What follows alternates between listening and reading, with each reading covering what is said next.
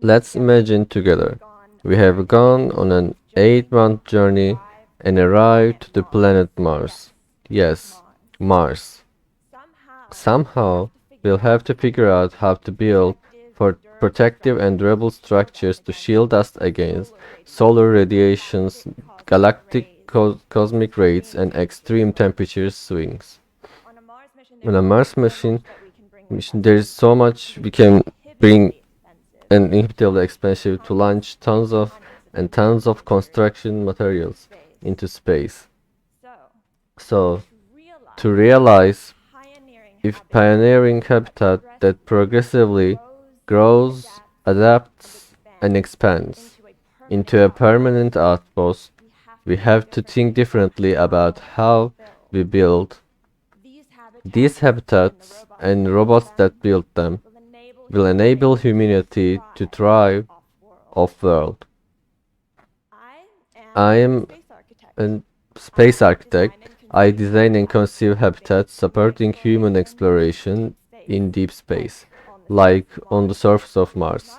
Not only do I design spaces for optimal crew health, but what these habitats are and how they are going to be built. Now, Mars is so far from us. The communication will take up to 22 minutes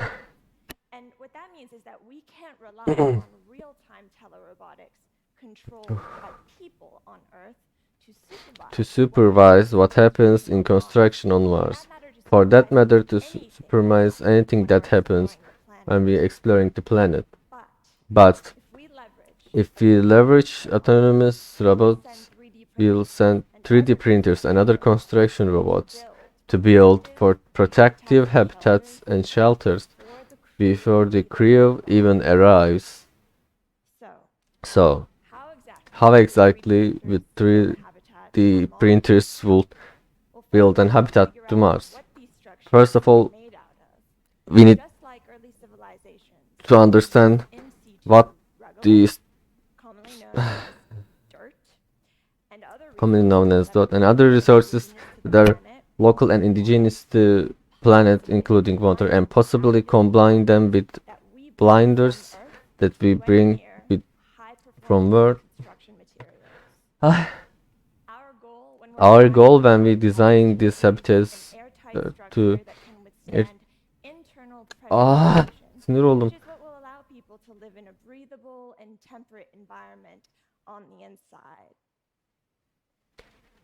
The robots that we deploy on Mars, we need to perceive and interpret the complexity of construction site in order to sequence and choreograph different types of tasks. These tasks will include prospecting Mars and survey and maneuvering them around. Some of these mods might resemble the character Wally, except, not so cute. Once it's excavated and foundations are printed, the structures are manufactured layer by layer by layer, and as construction progresses, 3 builds and 3 integrated hard airlocks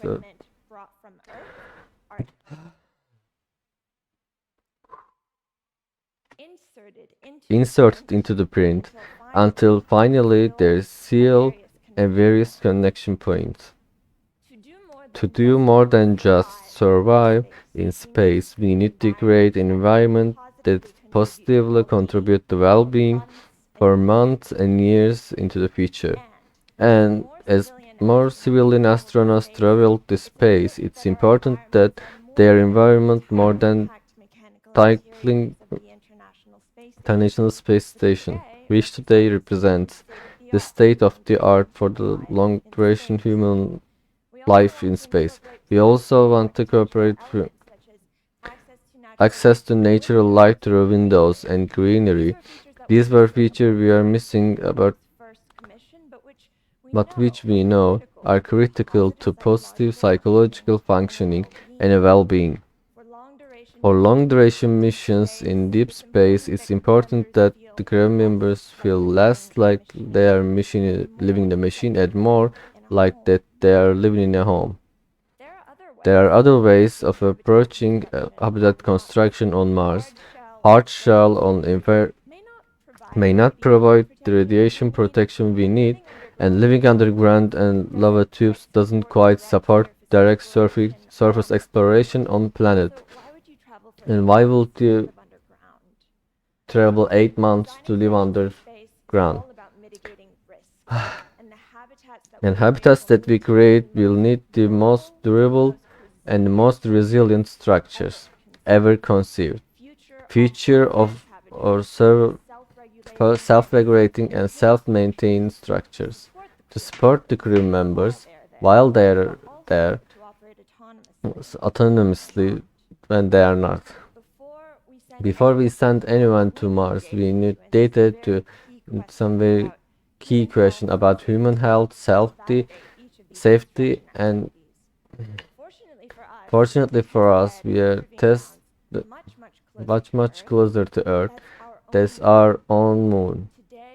Today we are working with NASA to demonstrate how we'll 3D print infrastructure like landing pads, roadways, and eventually habitats directly on the lunar surface. The moon is a critical pit stop to resupply and surface its general platform for vehicles traveling to deep space. We will use technology establishing in moon to travel to, from, and operate on the surface of Mars. What else are we doing to advance the viability of 3D printing for building a space? Well, for one thing, we can demonstrate that 3D printing and support mission in a mission-like environment that standards and requirements for future Mars missions. This is what we did in designing and building in Mars Dune Alpha, a 3D analog habitat at the Johnson Space Center in Houston. We referred to as Career Health and Performance Exploration Analog into a long name I know. Structure will your mission to Mars, including a 20-minute communication delay. The first mission is kicking off later this year, but you can actually be applying the current member of this habitat sometime into future. So if you don't, if you're one of the chosen few, you will be sharing 1,700 square feet living and working areas with three others. Communications area and exercise room, as well as individual proof happens that are very cozy to 6 by 12 feet. Some of you may be thinking, well, building in space, this is a topic through our daily lives. How am I the impact what we doing in Earth today? In my experience, designing for an extreme environment that is the most restrictive and presents the most constant constraints, in which literally no human has ever gone before, is what gives us the best chances of creatively engineering solutions to problems here on Earth that seem completely be undergrasped today. Problems like housing problems or rethinking sustainable practices within construction overall, which according to the UN is responsible for up to 30% of carbon emissions worldwide. The autonomous technologies that we develop for building in space redound to us on Earth. They feed back and pay dividends to how we reimagine and reconceive construction happening today. The fact of the matter is that the most habitable planet is the one we live on right now. I don't like treating space like it's life planet Earth. We can either solve for how to build smarter or sustainably today, or we will have to think about designing for survival in Earth more extreme and more foreign than any of us have ever known. And this, to me, cannot be the primary reason or driver while we explore and venture into the deep space.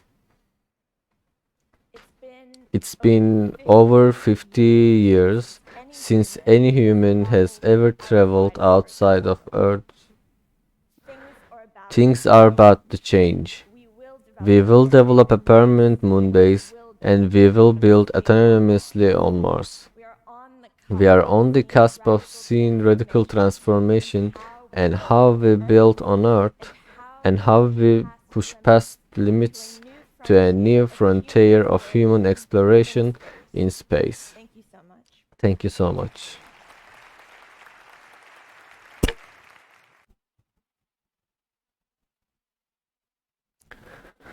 Ah. Hadi daha.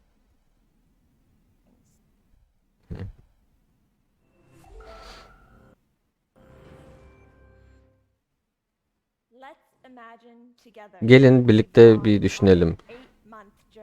8 ay süren bir geziye çıktık ve Mars'a vardık. Evet, Mars. Ee, bir şekilde e, bizi koruyabilecek ve bizi koruyabilecek dayanıklı bir yaşam alanı nasıl inşa edebiliriz? Onun farkına varmamız lazım. Onun yolunu bulmamız lazım.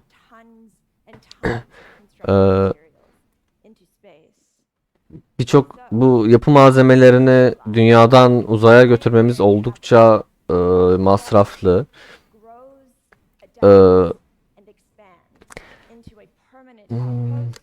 Mars'a kalıcı bir yaşam alanı inşa edebilmek için bu inşaatı nasıl yaptığımızı düşünmemiz lazım. Bu bu yapıları inşa etmek için kullanacağımız robotlar insanlığın uzaya açılmasını sağlayabilecek. Ben uzay mühendisiyim ve insanların Mars'ın yüzeyi gibi yerlerde nasıl yaşayabileceğiyle alakalı araştırmalar yapıyorum. Mars bizden çok uzak ve bu yüzden iletişimimiz 22 dakika gibi bir gecikmeyle gerçekleşebiliyor ve bu da demek oluyor ki bizim dünyada yaşayan insanlar tarafından Mars'taki inşaat sürecini kontrol edemeyeceğimiz anlamına geliyor. Ama eğer ki 3 boyutlu 3 boyutlu yazıcılar gibi malzemeler kullanırsak eğer ki bu üsleri inşa etmek için o zaman başarılı olabiliriz. Peki 3 boyutlu yazıcılarla nasıl bir yaşam alanı inşa edebileceğiz? Önce bu e, önce buraların neyle yapıldığını, nelerden oluştuğunu, bu yaşam alanlarının neyle yapılacağını anlamamız lazım.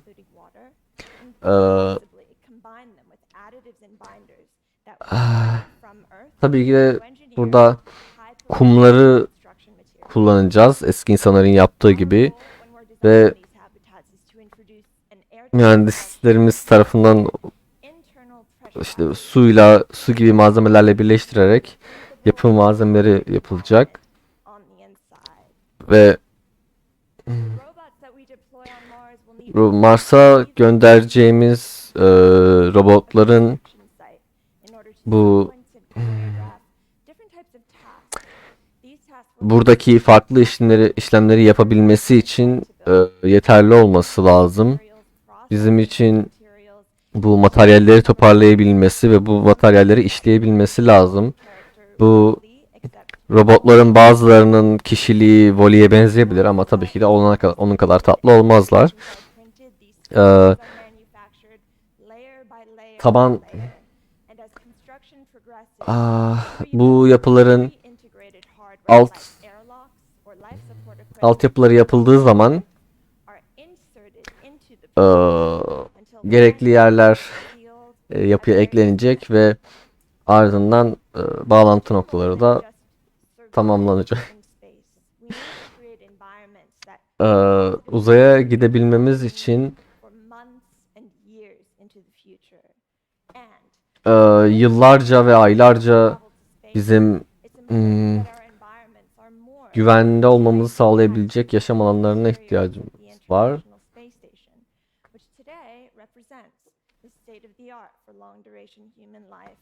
Ee, Yani bu yerin uluslararası uzay üstü gibi olması lazım ki kendisi uluslararası uzay üstü şu anda uzaydaki insan yaşamının en büyük temsilcisi. Uzun zamanlı derin uzaydaki uzun zamanlı görevler için e, buradaki görevli kişilerin bir makinenin içerisinde değil de evde yaşıyormuş gibi hissetmesini sağlamamız lazım. Ee,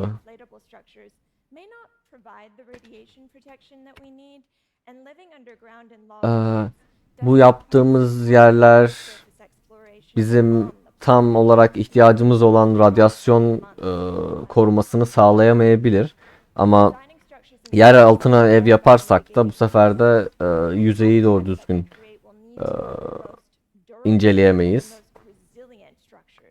Dolayısıyla bizim şimdiye kadar yapılmış en iyi ve en güvenilir, en dayanıklı yerleri yapmamız lazım.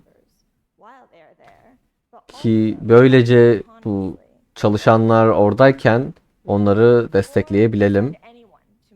Mars'a birini göndermeden önce bizim bazı önemli soruları cevaplayabilecek bazı cevaplara ihtiyacımız var.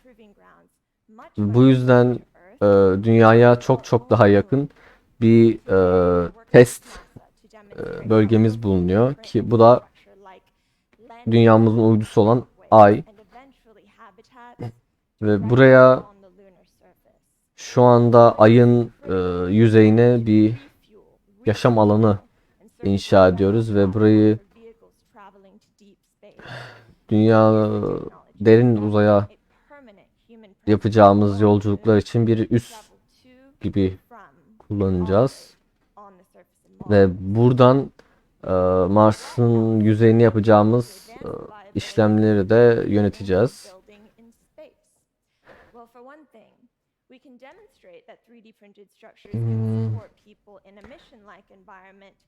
Üç boyutlu yapım, üç boyutlu yazıcılarla yapılmış yerlerin insanların görevlerini nasıl görevlerini yaparken ki yaşamlarını simüle edebileceğimiz bir şekilde kullanabiliriz. Houston'da bu işlem için yerimiz var ve 4 tane 4 tane çalışan 4 tane gönüllü çalışanla birlikte testlerimiz olacak. Hatta siz bile başvurabilirsiniz. Eğer seçilenlerden birisiyseniz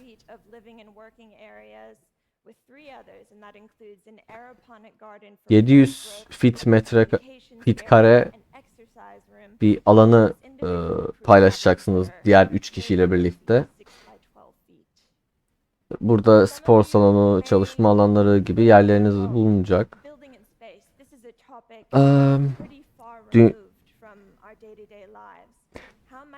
Uzaya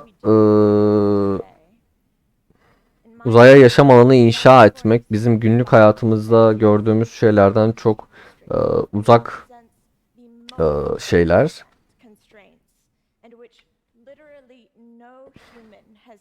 Ve daha önce hiç bir insanın buraya gitmemiş bunları yapmamış olması dünyada kullandığımız şeylerden çok daha iyi şeyler yapmamız gerektiği ve bu yaptığımız şeyleri de dünyadaki sorunları da çözmek için kullanabiliriz. Birleşmiş Milletler'e göre dünyadaki karbon emisyonunun %30'una sebep olan şeyi de engelleyebiliriz. Hmm.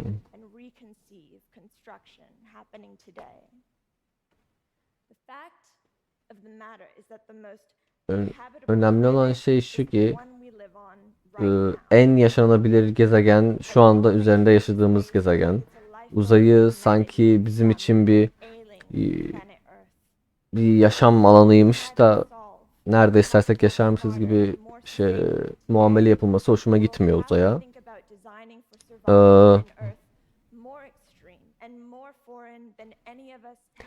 Ee, Dışarıda uzayda yaşayabilmemiz için dünyada yaptığımızdan çok daha e, fazla, çok daha detaylı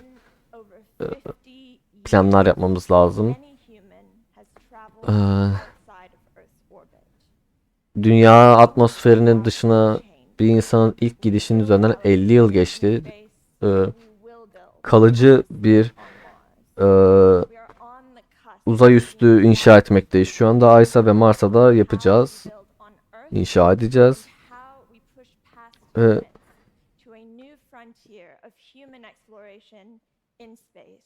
dünyadaki insan e, dünyadaki insan araştırmalarını da arttırmak için çalışacağız. Teşekkürler.